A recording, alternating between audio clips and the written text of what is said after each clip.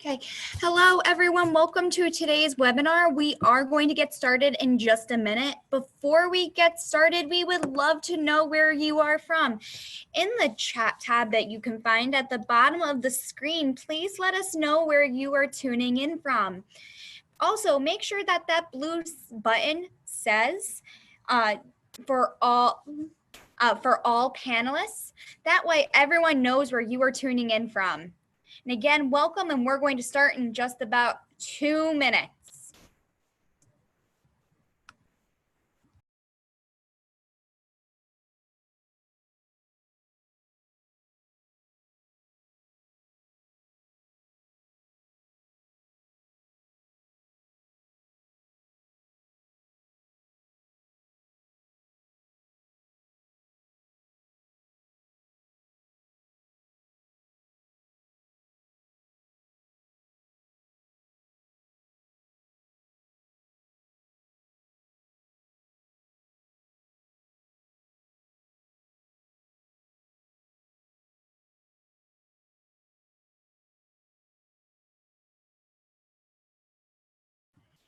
Okay, hello again, everyone. For those who are just joining us, welcome. We're going to start the webinar in a little less than a minute. Before we start, we would love to know where you are tuning in from. So please let us know in the chat. So in the chat, there's a button at the bottom of your screen in the toolbar there. It looks like chat bubbles. Let us know where you're from. Also, make sure that it says to all panelists on it, to all, so everyone can see where you're calling from.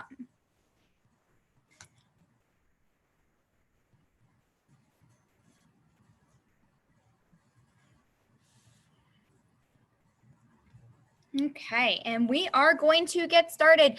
Welcome to everyone to the webinar on the continuity of learning with Microsoft Teams. My name is Michelle, and I am here today with my colleague Al. We are both learning leaders for Eduscape, a company that works to challenge educators to rethink learning by designing solutions that inspire inquiry, creativity, and collaboration. Before we get started with today's webinar, we are going to go over the agenda. So our agenda today is going to look like this. We're going to first meet our 4th grade science teacher who's going to guide us through today's presentation. Then we're going to go into navigating Teams, where we'll exit this PowerPoint and we'll actually dive into how it works.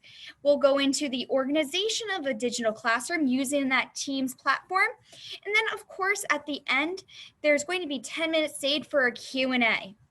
Our learner outcomes today are: identify how Microsoft Teams features support remote learning by promoting community, communication, assessment, and access, and to discuss how to organize an online learning environment using Teams.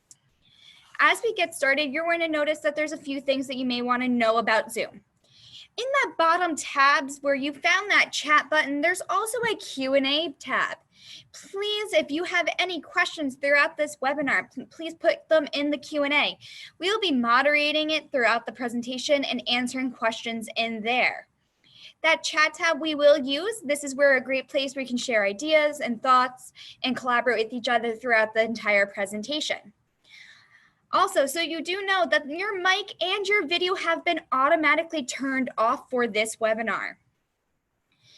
Also, just so you know, we are recording the webinar for today for 2 reasons. 1, we are practicing good digital citizenship by telling you that we are recording the webinar. 2, we will send it out to you within 48 hours, a copy of today's webinar, so you're able to view it at your own leisure. If at any point you need some troubleshooting or you have video issues when watching, press Control F5 on your keyboard to refresh your browser if it's disrupted. You can also check your speakers and make sure that they are not muted and that the volume is turned up so you can hear us. If you need more troubleshooting assistance, you can click the information button and get help that way. And last but not least, there is closed captioning available during this presentation. As we get started, I'm going to introduce you to Miss Robbins. Miss Robbins is our 4th grade science teacher at Eastside. We're going to follow her through the journey as we learn about how to organize her Microsoft Teams to create an engaging and meaningful learning experience for her students. As she transitions from online learning, as she's starting to transition to online learning, many of you may resonate with her about the struggle she may have. So like I said, Miss Robbins is a 4th grade science teacher at East Elementary School. Unexpectedly, the school closed as a result of the precautions surrounding COVID-19. Miss Robbins has been through the process of where she's already planned the core standards, the learning outcomes, the content the students need as they continue their education online. But now Miss Robbins knows that she will teach. Since she knows what she's going to teach and how she's going to teach it, it's time for her to finally set up that digital learning classroom. She has some questions, though, on how to set it up. What are the features of Teams I should be aware of? How can I create a digital community using Teams? How can I create an engaging online learning experience? How can I access students using Teams? And how can I access points for students, create access points for students? So we're going to follow her and help her to learn to organize her virtual learning community using Microsoft Teams. As we get started for today, we will discuss how Teams features are going to utilize to promote that digital community, consistent communication, assessment, and accessibility. So like I said, we're going to practice the digital communication, assessment, and access. So let's see how Ms. Robbins utilizes Teams features to support her learning. So we're going to now leave the slide deck, and I'm going to turn it over to my colleague, Al, who's going to bring you right into Teams. All right, hello everyone. So let's take a look at Ms. Robbins' team and see how she set it up to integrate all those elements that Michelle just introduced us to. So this is the Teams user interface. The very first place that Ms. Robbins is going to head to is this left app bar right here. This is going to be the first place she goes to navigate through Teams. If she wants to access her Teams, she's just going to click this Teams button right here. Wherever she is, if she wants to see her Teams, she could just click right there and she'll be able to see all of her Teams. So as you can see, she's part of many teams. You will see either different teams or, in some cases, no teams if you haven't joined or created any teams yet. So I'm going to show you how Ms. Robbins created her 4th grade science team. The first thing she did was she just went up to the top right. She clicked Join or Create Team. And then she clicked Create Team. And from here, she created her team. There are a few different types of teams a teacher could create. In this case, Ms. Robbins used the class team. There are minor differences among the 4 of these types. For example, class teams have grades and assignments, they have class notebooks, etc., whereas professional learning community or PLC would not have a class notebook because that wouldn't be relevant to them. They're all generally the same, but they have little nuanced differences like that. So in this case, we're going to look at one of her class teams.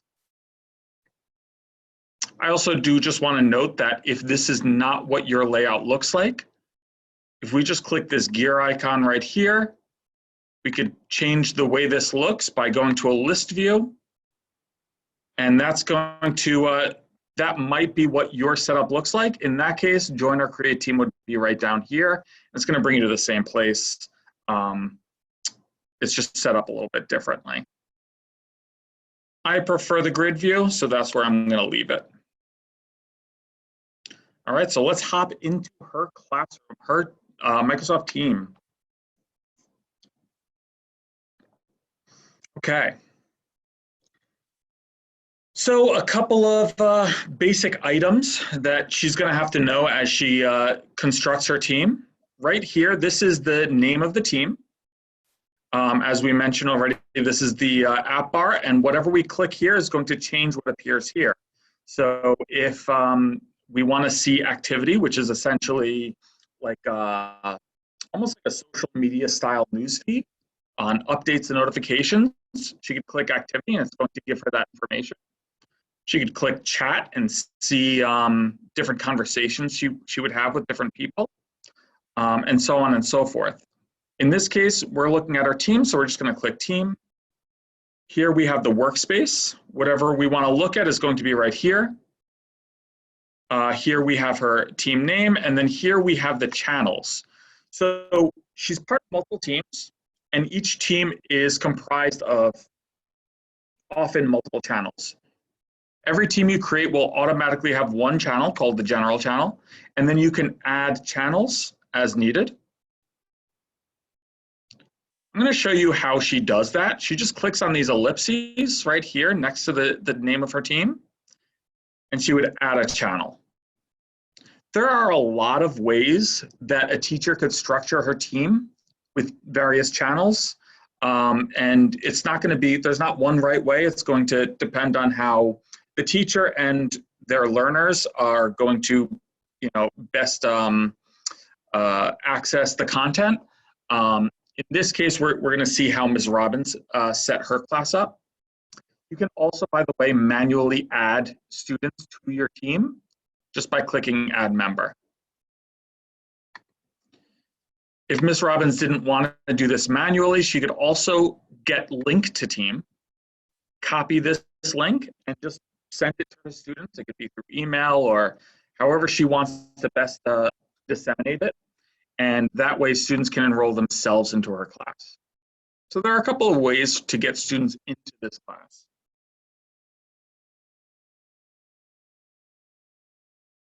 Okay, so one of Ms. Robbins' concerns was how she's going to effectively communicate with her students.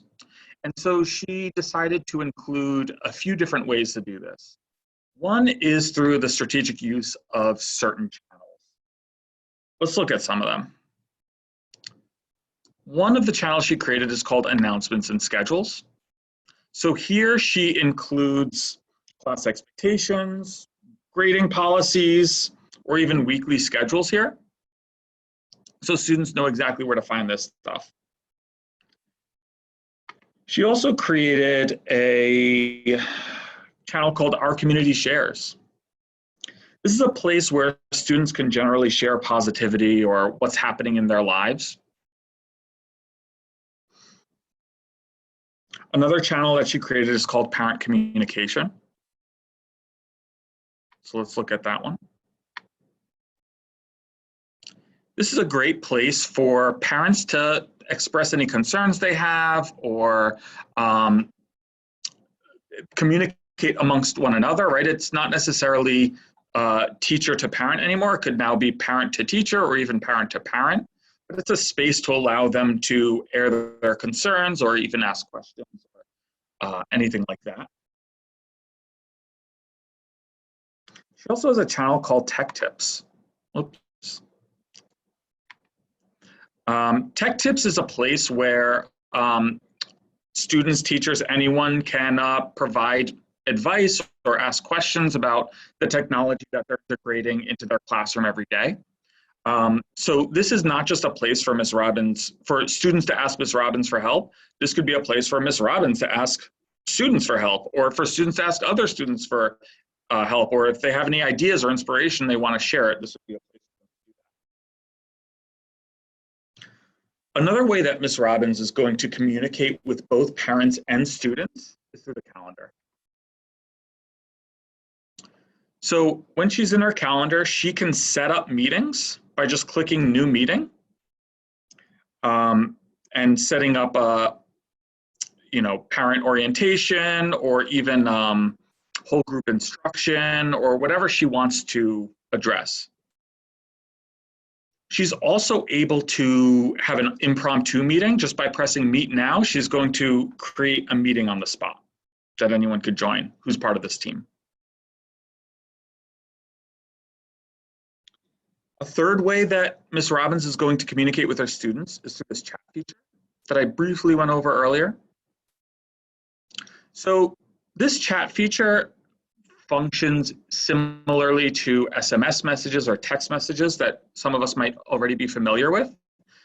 You can send individual students or parents messages, or you could even actually create group messages. This is especially important because we don't necessarily want to communicate everything publicly. So sometimes certain communication needs to be private. So this is where Ms. Robbins is going to do that. The next thing that Ms. Robbins was concerned about was community. She took pride in the community she fostered in her classroom, and she was concerned about how that might be hindered by our digital environment. So the first thing she did, I'm going to go back to her team now, is she created some channels that would foster the community that she wanted to foster. One is the community code channel. So in this channel, she could revisit in class norms that she established earlier in the year, but even also create new digital norms. She also has the ability to use this place for students to do check-ins with Microsoft Forms and that sort of thing. Another channel she created is called Our Community Shares, which is one that we already went over. So it's important for us to remember that in a time like now, this is a difficult time for everyone, but adults have experiences from which they can draw that will help set them at ease, and younger people just don't have the same experiences, and so sometimes they can feel secluded or isolated, and creating that community in a place like a channel like this can increase student morale, make students feel comfortable and safe in this digital environment. Okay. She also has the parent communication channel that we went over that essentially reminds parents that they are part of this community, that they should be involved. All student stakeholders should be involved. This shouldn't just be relegated to teachers and students. The Microsoft form that I mentioned earlier, right, is a good example of that. She offers a suggestion box here where parents could just provide any kind of feedback or input so that they feel that they have voice and they feel empowered through this learning process.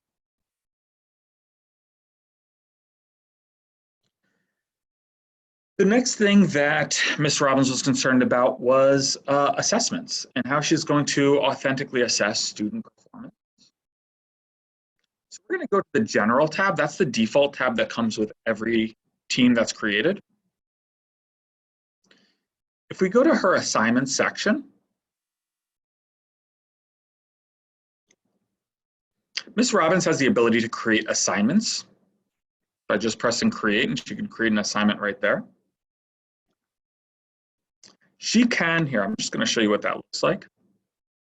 She can add tags or categories to an assignment. So as you can see here, she tagged this assignment as classwork, this assignment as quiz, this assignment as projects. This way students know how these assignments align to the grading policy she set forth in her communication to them as she created this team. So for example, projects might be worth more weight than classwork.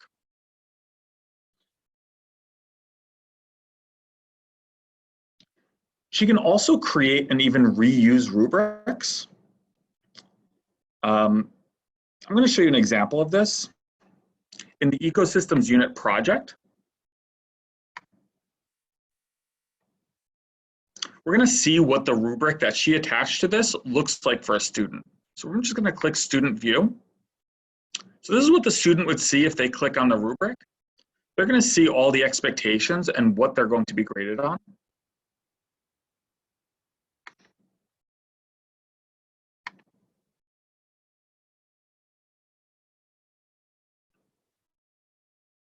Okay.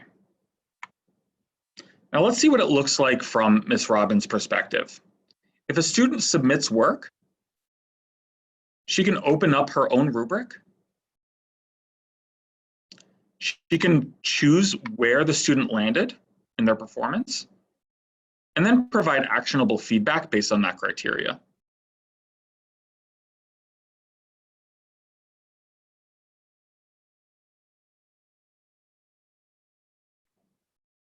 Ms. Robbins can also create quizzes using Microsoft Forms.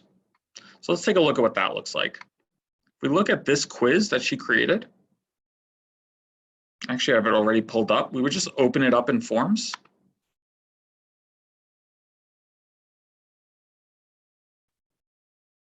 Okay, so this is the quiz that she created. Let's see what it looks like for students by clicking Preview.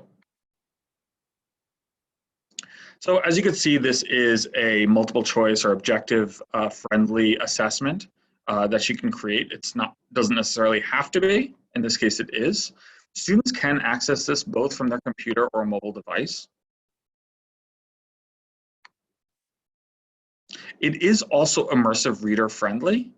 If you're not familiar with immersive reader, we're going to go into it in a little more depth in a second, but essentially it makes content more accessible to students.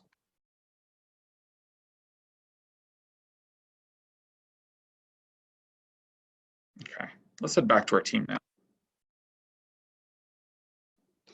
Once work is submitted, she can go to her grades tab to start grading students. She could enter grades right here. She can also open student work from here. Right, in this case, because this is a simulated class, there's obviously no work attached. With real students, you would actually see work attached. And she could provide actionable feedback right here. Then when she's done, she could return the work to the student. So the student has possession of that work again. It's kind of the equivalent of handing work back when you're done grading it.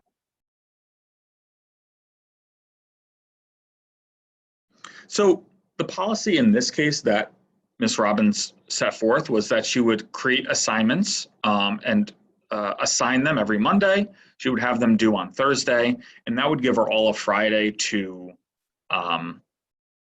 grade the work so she could provide it, return it, in a timely fashion. Okay. So the last thing that Ms. Robbins was concerned about was access, student accessibility to her content. So let's look at one of the channels she created that's dedicated to one of her units, the ecosystems unit. Okay, so here she, as you can see, she posted something in the post section. We mentioned immersive reader a little bit earlier. I want to show you how this works. For those of you who are unfamiliar with immersive reader, it's baked into almost everything that Microsoft does. So you can find it in Word, you can find it in OneNote. It's even in Minecraft now. So it's really a ubiquitous tool for all of Microsoft's products. In this case, Teams is no exception. So if a student wanted to access this text, but they're having trouble reading it because of, it could be because the student is a English language learner, or the student has dyslexia, or the student is an emerging reader. It could be all sorts of reasons. We could click this ellipsis right here, choose immersive reader. And now this text will be accessed for students through immersive reader. So to give you a quick review of how it works, right? We press play and it reads it to them aloud. Students can also identify different parts of speech using different colors, separate the syllables, focus on certain lines, translate it to a different language. It's a very powerful tool for accessibility. So again, that's just right here, clicking on the ellipses and choosing immersive reader. Another thing that Ms. Robbins did to increase accessibility, she created a channel for her small group instruction students. So when she wants to differentiate and communicate or provide any kind of scaffolds to a specific group of students, she has created a private channel that only those students are a part of. So they get access to any resources that are available in this channel that other students don't have access to necessarily. So when she creates that channel, she would just make it private. Now, just to be clear, when we say private, the other channels aren't public, right? They're only accessible by people in the team, but they're accessible by everyone in the team. Private means specifically to the people that were added to that. The last thing I want to mention is that the ability to access Microsoft Teams, it can be accessed through the desktop app, which is what I have. So if you have Microsoft Teams downloaded onto your computer, be able to access it that way. You can also access a web-based version of Microsoft Teams just by going to office.com and signing in. It's also accessible with mobile devices. You can download the Microsoft Teams app and access it that way. So it's accessible in many ways. So I'm going to turn it back over to Michelle, who is going to take you through a review of what we just covered. Okay, so before we jump back in, we are towards the end of our presentation where we're going to move into that Q&A soon. I know that some of the questions that I put up, we are going to answer live. If you have any other questions, please let us know more. Know those questions in that Q&A tab. So when we're done, we can move right into answering your questions and showing you material. But to summarize everything that Al has taught you, so Ms. Robbins has used key features of Teams such as channels, posts, assignments, immersive reader, and more to create constant communication, to build strong digital community, and to access student learning, and to create access points for all students, both content and technology. So now she feels prepared to support her students and post in the online classroom to create that meaningful and quality education.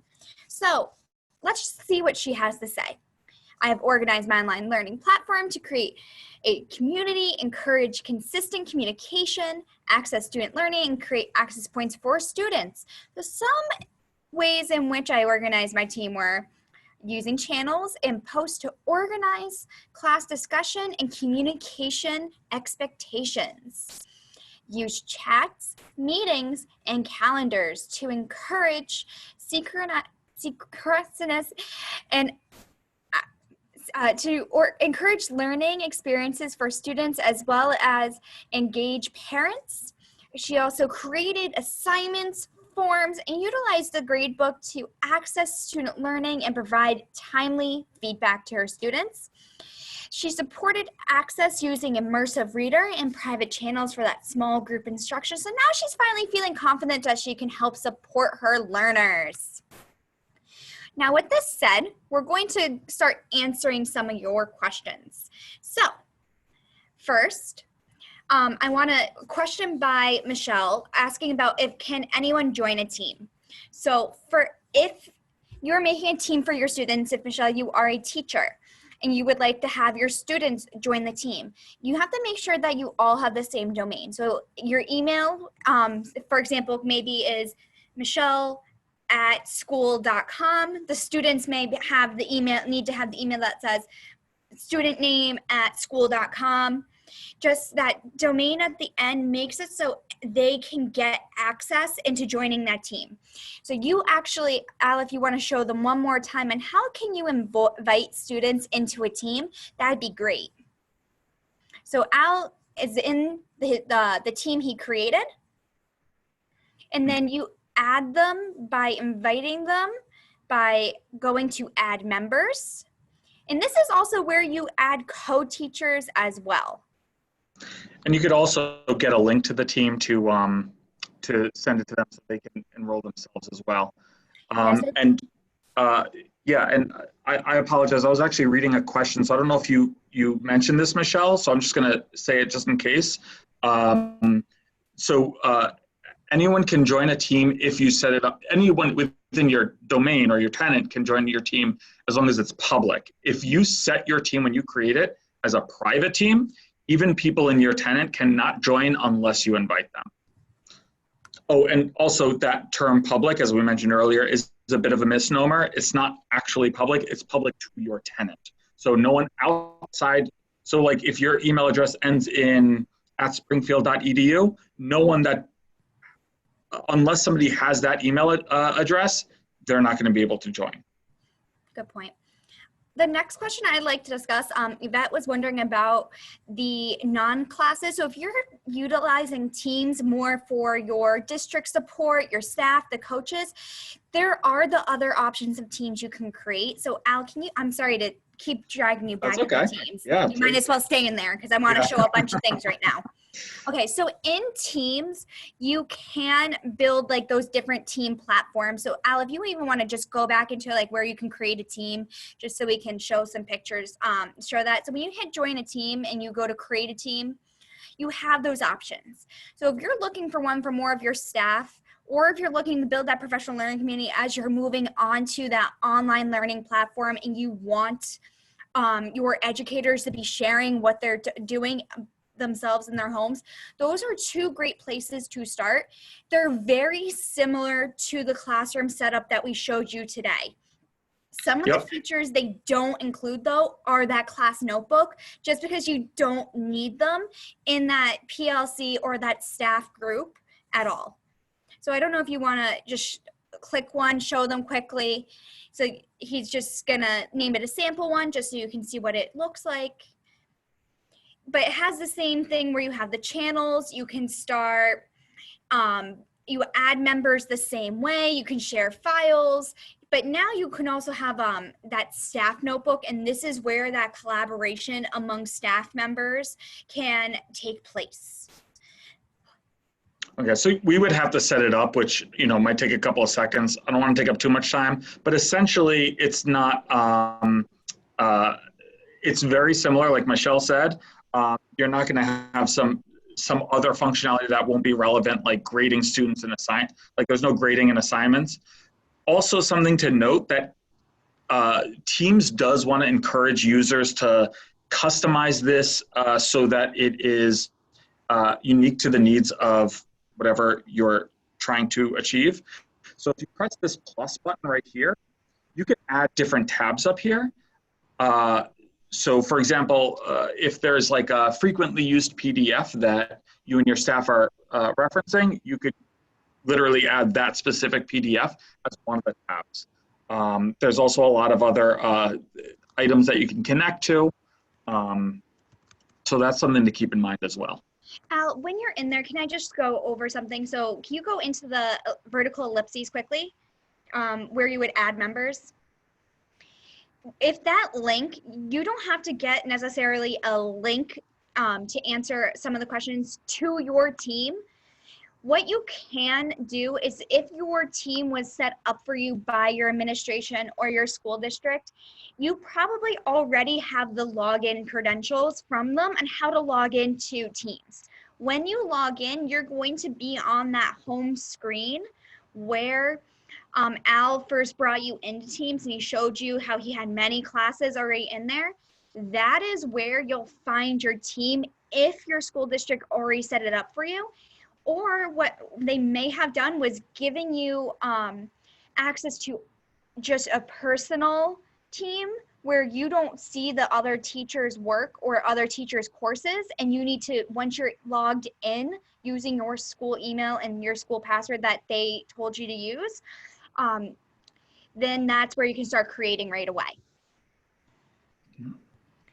Al, would you show two things? Sure. One, how to upload pictures or worksheets, or how you upload material from your OneDrive or any even from your files on your desktop. And also in the other thing, can you go into like how to use forms a little bit more, go into a little bit more depth? Yeah, absolutely. So if you wanted to upload files, like let's say an image, for example, there are a few ways you could do it. The default place you're going to go to is the Files tab. So if we go to the General channel, and then we head to Files right here, we're going to see all of the files that are accessible for the class. All right. So you can upload files here, including images. Because that image is going to be uploaded in isolation, right? It would probably make more sense to, I mean, depending on what you want to do, but in most cases, that image is probably going to be connected to a prompt or something along those lines. So you'd probably want to either upload or create a new, let's say like PowerPoint. And in the PowerPoint, you could put the image and then connect a prompt or however you wanted to set it up. But the short answer is you would upload any files here, images or otherwise, for students to access. One thing to know though, that's important, is any content that's here that's editable will be editable by your students. So you don't want to put up like an assignment here because students can edit that. You would want to assign work within the assignment section. In the same way, it's just at that point then students would be editing them. And then what was the other one? Oh, the forms, right? Go into a little bit more detail of how you use Microsoft Forms. So I know that you briefly described it. You maybe like show it a little again and going through it. Yep, sure. So there are, again, a few ways to access it. If you have the desktop version, you could just open it up there, or you could head to office.com. I'm going to do that right now just to show you where I'm starting from, and I would be logging in. Right now I'm already logged in. And then I would choose forms from this selection here. Okay, so create new form. Okay, so actually, no, I don't want to create a form. I want to create a quiz. Okay, so there is a difference between these two. A form is like a survey, so it's not going to be graded. Most teachers are probably going to want to create a quiz. Unless you wanted to create a form, of course, create a form. I'm going to show you quiz for now. So I just click quiz. And I'm going to add an item. So I could add like a multiple choice or a text-based question. There are a few different types of questions you could add. I'm going to do, let's say, multiple choice for now. What kind of cat is this? And let's see. I'll just add an image of a tortoiseshell cat. Okay, so I'll add that image. Okay. And then, I don't know, I'll make this the correct answer. I'll make this, oops, tortoise shell. I'm going too quickly. I'll make this Maine Coon. I don't know, Nebelong. Okay. So this is the correct answer. So I'm just marking that with a check. And I can continue to add new items. I can allow students to select multiple answers if I wanted there to be multiple answers. I could make a question required, and what that does is it means that the student cannot submit unless the question is completed. So that's probably something that most teachers are going to default to unless there's a specific reason not to. There's a lot of other functionality, but I'm just going to go over a couple of quick other things so we can move on. But you can see what it looks like from a student perspective by clicking preview. You can share it, which you copy this link and you could like put it in your team or like in posts or wherever you want to put it, or in assignments. And that's how students would get access to it. And as students complete it, you'll get their responses in real time right here. So you can see in real time how students are doing, and then you can even upload their results to Excel if you wanted to. So that's the super quick crash course on forms. Awesome, thank you. I know like teams can be a little, with forms, it can be a little overwhelming, but there's pretty much what you think of it, it's a way to provide material to students and utilizing questions. So you can either like put a reading with a question, you go with pictures with questions, and there's a variety of different questions or different styles that you can have in there. That's a great way to describe it. And I just want to add one more thing and how it's integrated to Teams specifically. If we click assignments, you can, when you press create and you choose quiz, it's going to bring you to a form. So you don't have to manually create that form. You could just do it from there, FYI. Yeah, it's really all about what you want with it and how you want your students to answer questions. Yeah, sure. The next thing I do think we should show them quickly is how you can actually video call with more than one person at a time. Okay, so great question. There are a lot of ways to do that. So let's say you wanted to just do like a quick conference call with a few people.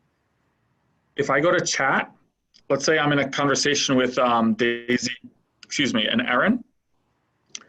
I could just click the video call right here, and it's going to start a video conference with the three of us.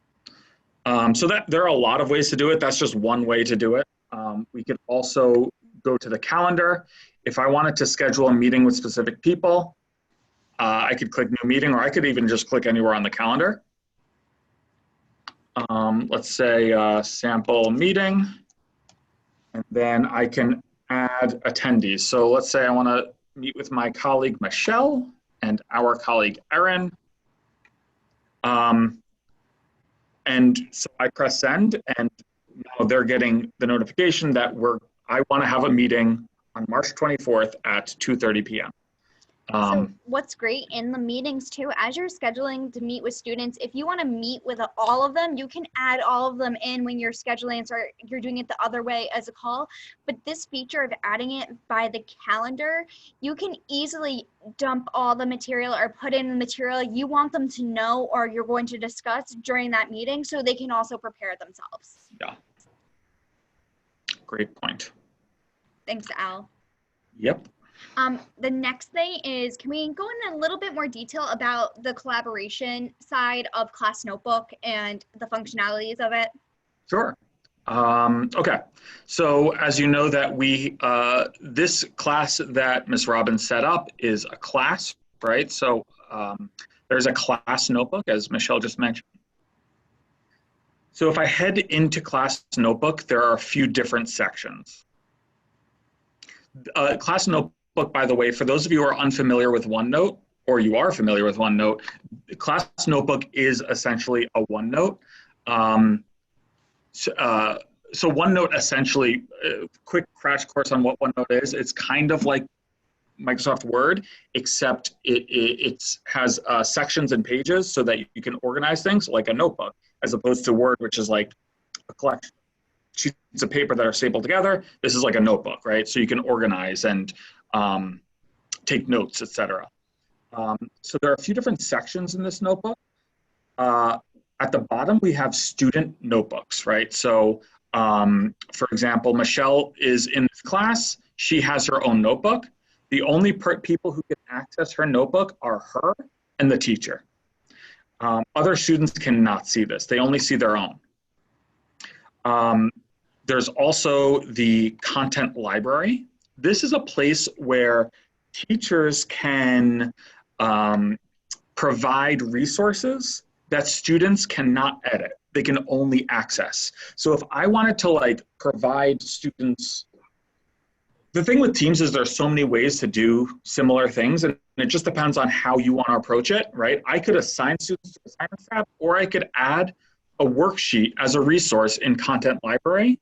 Students copy that to their own notebook, and then they edit that version. So it's like the equivalent of photocopying, right? So in the content library, they can view, but they cannot edit.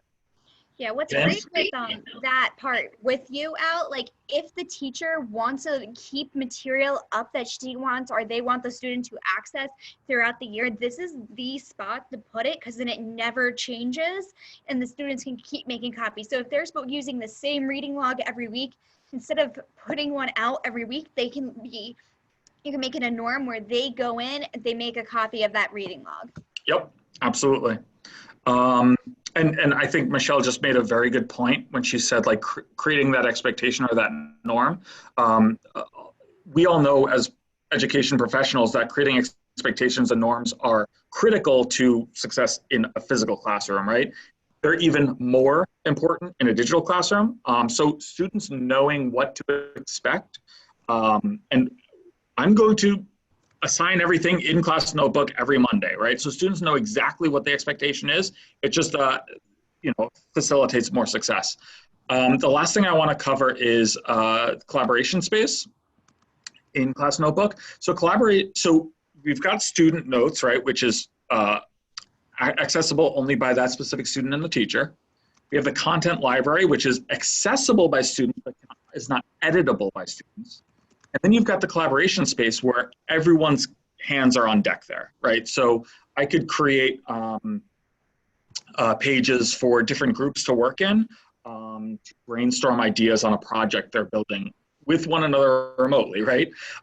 So anyone can go in and edit, which is great for collaboration, but it also means that we have to have those conversations about responsibility and digital citizenship and all that sort of stuff. So we basically have this broken down to 3 sections: the collaboration space where everyone can edit, the content library where students can access content, and then the student individual notebooks where students and teachers can access only. Like the specific student and their teacher can access only. And that's a great place also where it's student teacher only, where teachers can provide the differentiation among assignments. So the teacher may say that there's this one assignment out for everyone, they're doing all this project, but the teacher can also differentiate the material that they're using and how they're accessing different resources by using the class notebook. Yep, it's like literally the equivalent of going into a student's physical notebook and writing something in it. That's basically what it is. So it's the ultimate differentiation. Exactly. Besides that, would you take a look in the questions? I think you would know the answer to this. If the school would give them the go-ahead to create their team themselves manually, if they said then choose, can the district, can they edit that if they're setting it up manually themselves? I'm not sure. Oh, okay. So the question is, if a teacher sets up a class, can administration go in and edit it? Yes. That's the question. Okay. So I am 99% sure they can. Because it's their domain, right? Right. I haven't experienced it personally, but it makes perfect sense that they would be able to. So my huge assumption is that yes, but I haven't actually ever tested it out. But yeah, I mean, essentially you're working within the constraints of your school's tenant. So administration really has, the admin on that has power over everything essentially. So yeah, you could pretty reasonably assume that they would be able to. Yeah, because as you're making teams, you're using your school's email, you're using the student's email from the school. So it's the school's domain. In the end, the school can access that information. Think of it just like your general email from the school, even though like your school may not do it regularly or do it at all where they look at your email, they technically can because they own the domain. Yeah. It's a way to think of it.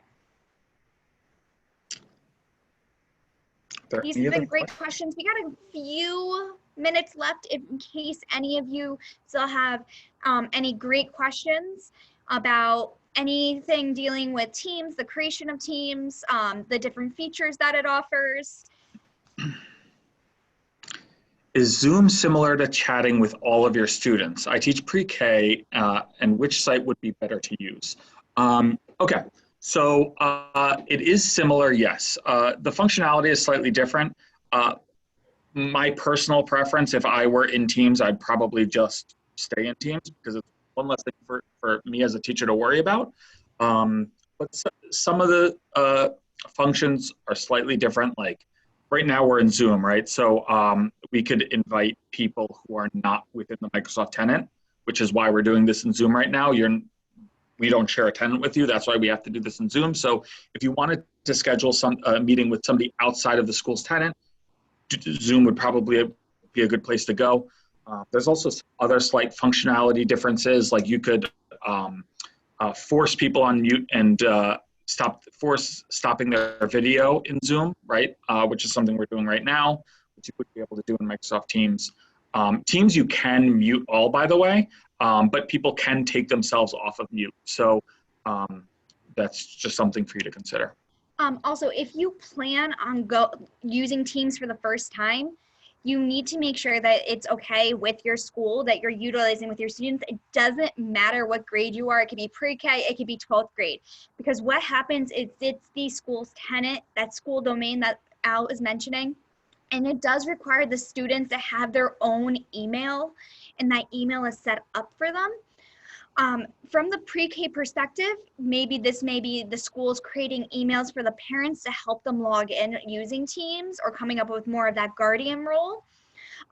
This is a discussion about with your administrators and your school, what is going to be the best way for everyone in your school to access a video chat or channel. And also you got to remember with those little guys, is a chat feature doable for them at that age? Are they able to type answers yet?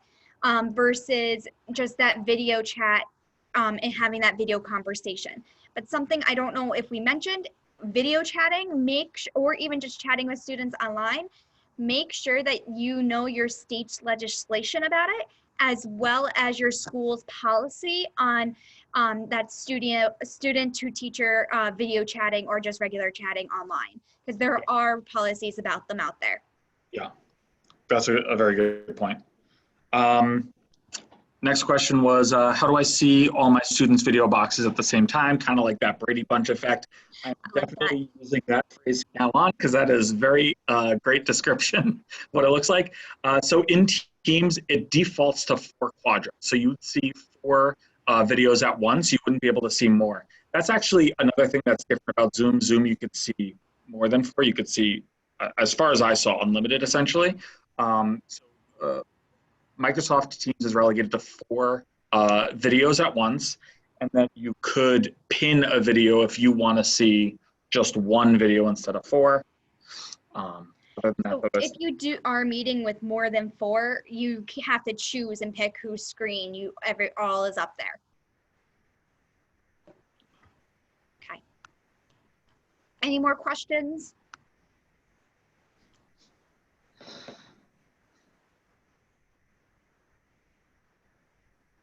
This has been great. Thank you for those who have been joining us. If you have any more questions, we got another minute or so that we can answer them. We'd love to know how we can help you further. So somebody just asked, can you go over how to record sessions like this? I was thinking that for a Q&A session with students, so ones that are not able to get on at a certain time can still access at a later time, which is an excellent practice for teachers to utilize for sure. And it's important during this transition into remote learning to give that flexibility for the students and their parents for when they can and cannot be online. Yeah, so I don't know if I could actually go, I mean, I guess I could technically go into a video chat right now because I'm in this one. I don't know if that's a good idea, but if you go into the video chat, there is a toolbar at the bottom, and then there's an ellipses, which is like a dot, dot, dot, just like that. And there is an option to record screen. So you would be able to record the screen from there, pressing that. Some things to know about that. Microsoft's answer to YouTube is something called Stream. So it automatically uploads the video to Stream, so that's where you'd be able to access it.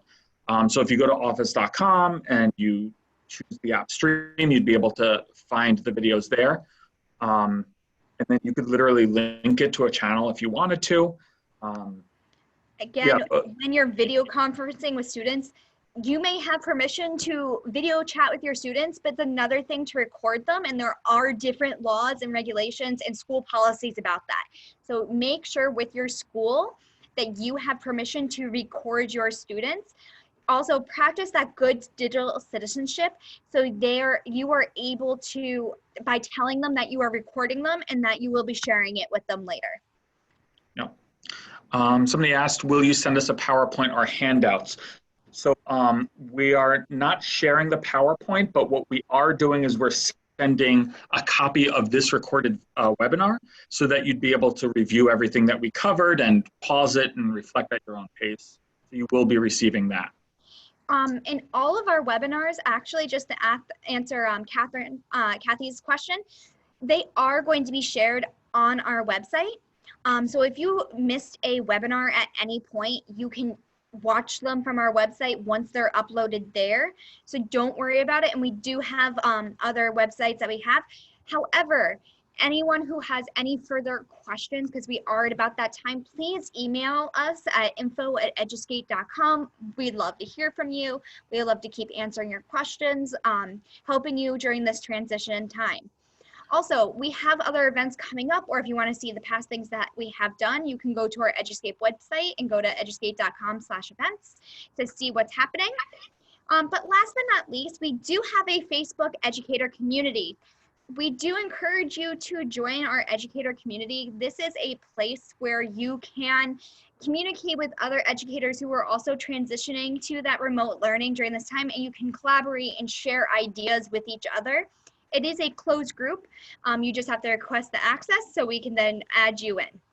Yeah, and I'm just going to leave this on the screen for another minute or so or 30 seconds. So if you want to take a screenshot or write it down, you can, so you know exactly what to access. Yeah, and just like Michelle said, these professional learning networks are a great resource for collaborating among other like-minded educators like yourselves and growing professionally. So I definitely recommend considering it. Yeah. We do thank you for joining us today. We'll be around another minute longer. If you have any lingering questions, last second ideas that you need to run with us.